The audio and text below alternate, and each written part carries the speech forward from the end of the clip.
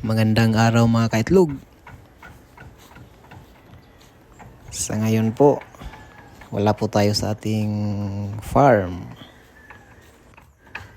Dito po tayo sa sinurvey natin nung mga nakaraang video. Yung pagawan po ng pigiri. Mag-update lang po tayo dahil na simulan na po to. Konting update lang po mga kaitlog. Pero bago po yan mga kaitlog, intro po muna tayo.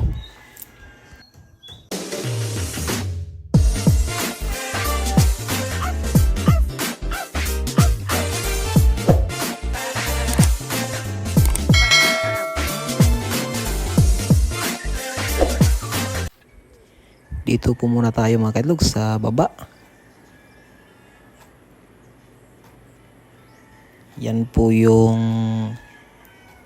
building ng ating mga baboy. Tsaka yung nasa taas, yan po yung ating kubo. Bale, yung una po nilang ginawa, yung kubo po. Para may malagyan po ng mga gamit. Lalo na po yung simento. Dito po banda mga kaitlog yung panghuling kwarto ng ating pigiri. Bali yung ginagawa po dyan mga kaitlog, 4 po na kwarto. Tapos dito banda yung last na kwarto, yung pang-4.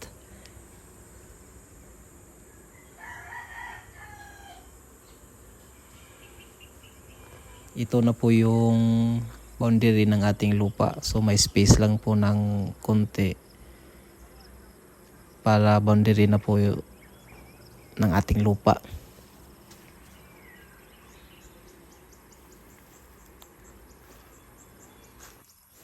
Yung ating kubo po mga kaitlog, nasa taas lang. Nasa taas lang po ng ating gagawing pigiri.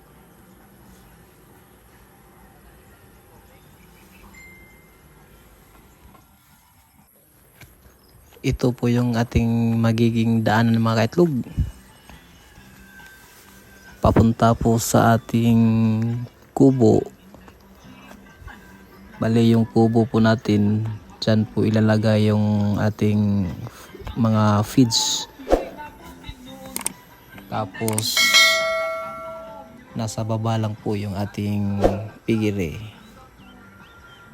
So malapit lang po mga kaitlog, pero mataas yung ating kubo. Dito na po tayo sa ating kubo mga kaitlog. Yung ating kubo po, di pa po tapos. Yung ginagawa po yung nasa kusina banda. Tsaka yung ating simento po mga kaitlog, andyan po sa loob. Samantalang yung mga graba po, andito lang po sa labas. Yan po yung ibang mga materialis natin. Bali yung nagtatrabaho po mga kaitlog, 6. 2 po dito sa kubo, tsaka 4 po sa baba.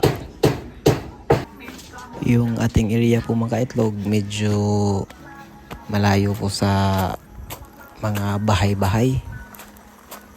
Kaya yung ating mga materialis po, medyo nahirapan po tayong ipasok dito. Wala pong